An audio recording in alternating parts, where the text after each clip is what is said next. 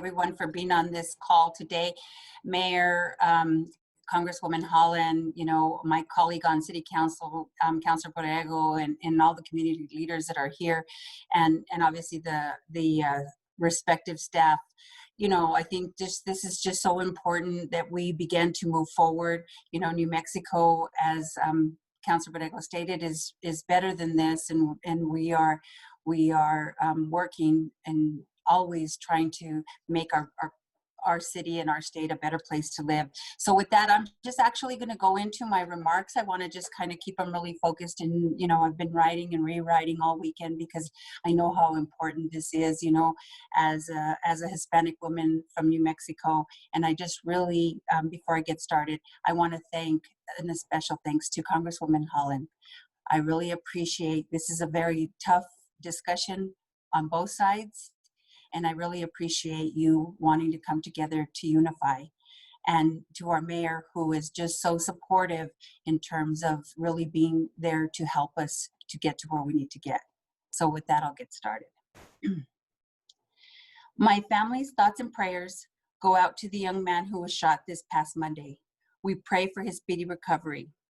And on behalf of my district and my community, I pray for a final recovery and resolution to a generations deep conflict within ourselves as the ancestors and inheritors of a legacy, both of the conquest and the conquered.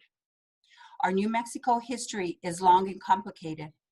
I do not view the monuments of our past as a celebration of conquest, but as symbols of our shared history. A concept that runs deep within our cultural fabric and identity. There is no question atrocities happen, but within that legacy, I am most proud of my community's resilience and ongoing journey toward unity. I understand and ally myself with the struggle towards racial equality in America. It has been the foundation for my personal work as a neighborhood activist and community leader. While we could tear down every piece of art that has a controversial figure attached to it, it would not change history. Only our actions will change history.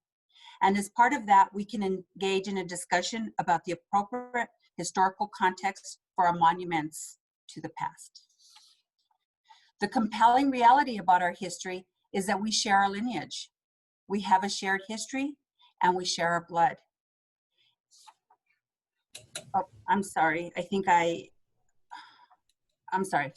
I messed up. So let me finish. I moved my second page. Do not let this distract us from the current world conversation surrounding race. It is too important, especially for communities of color, to let the actions that occurred at the Albuquerque Museum distract us from the important work ahead that is needed to shape real racial inequalities and systemic and institutional racism. As Hispanos and Native Americans, we also share another long history and have been plagued by the issues of racism. We have suffered disproportionately by this virus. We have long faced poverty, and our children's educational opportunities and outcomes lag with high dropout rates, low college enrollments, high rates of substance abuse, drug abuse, high rates of mental health issues. Our neighborhoods lack basic infrastructure, quality of life features, and job opportunities. The year 2020 will be a defining time in our nation's history. As a woman of color, it is inspiring to watch as the people of all walks of life come together to demand racial justice. Stemming from the loss of George Floyd, the subsequent movement that resulted, and the organizing efforts of Black Lives Matter. But after the dust has settled, this moment in history will be defined not by the removal of our monuments, but rather by our actions or lack thereof. It is not enough to ask for change, but to be the change. The compelling reality about our history is we share our lineage. We have a shared history and we share our blood.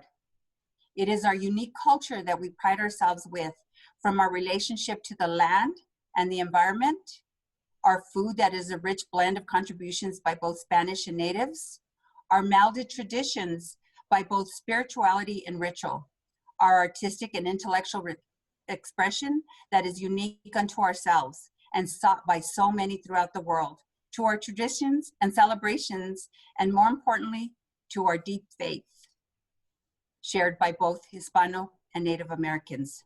This is what makes New Mexico unique to the rest of the United States and the world. I am proud to say we have a shared distinct history. To my Native brothers and sisters, I am you and you are I. To the Hispanos, or how you self-identify community, it is our responsibility to ensure our children remember and celebrate our contributions to this land.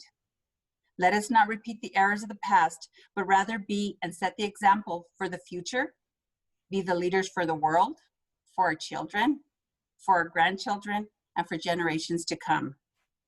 I look forward to the discussions ahead and the healing we all seek. Thank you.